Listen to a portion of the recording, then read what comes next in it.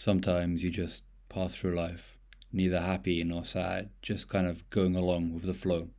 Sometimes life punches you in the balls, kicks you all the way down, and then spits on you for good measure. That's what it feels like to read Will You Marry Me Again If You're Reborn? This absolute tearjerker of a romance story is set in a mix of post and pre-World War Japan, and thankfully not the World War you're thinking about. But the story revolves around this old couple, Toranusuke Ibuki and Carol Okuchi, as Ibuki lies on a hospital bed, preparing to pass on, and Okuchi sits there with him as they reflect on how they met, fell in love, and the difficulties of their love through war and conflict both in the world and within their family. The real war crime here, however, is how depressed this manga will make you feel, because it doesn't just dump a load of sad stories and expect you to empathise, because you get used to that. Instead, it feeds you little packets of sweet romance, and then slaps its meat across your face by introducing some new tragedy that takes even that little bit of happiness away from you.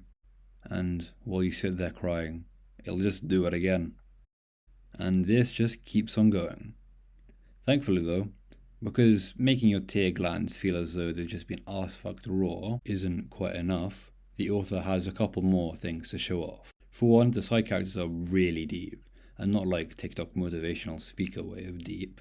Quite the opposite actually, because they have so much personality and realism and depth for what they go through and what they feel. It's just, for lack of a better word, it's just very real. And these feelings are conveyed very well through the art. Which isn't exactly at the level of, wow, I'm going to keep these for a side jerk-off session. But they fit pretty well with the style and character of the story. Fortunately, me being me, I feel the need to talk about something that could potentially be construed as criticism.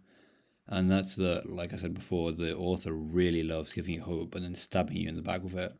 But being hit with the same kind of story beat over and over again kind of gets, a bit dull. Although this is pretty much entirely mitigated by the short length of about 20 chapters.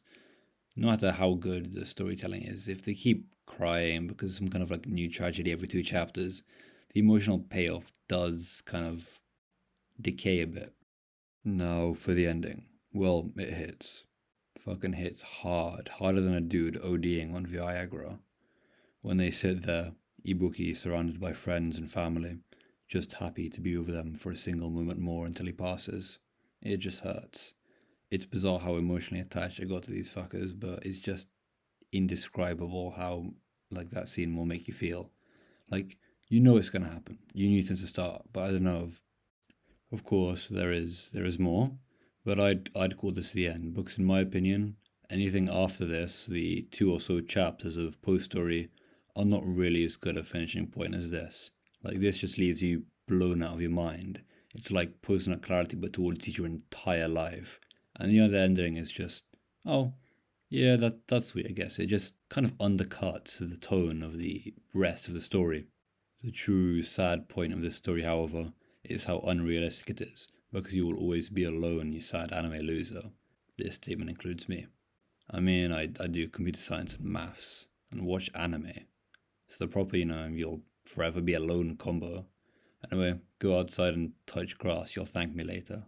And a little true story to finish this off, I read this around 13 to 14 years old at the start of lockdown, and man, along with I Want to Eat Your Pancreas, this shit genuinely gave me an existential crisis. It actually made me rethink my entire life for weeks afterwards. Then it wore off and I went back to my shitty and lazy ways. But it was powerful while it lasted. Stuff made me work hard in exams that decide the entire path of my life.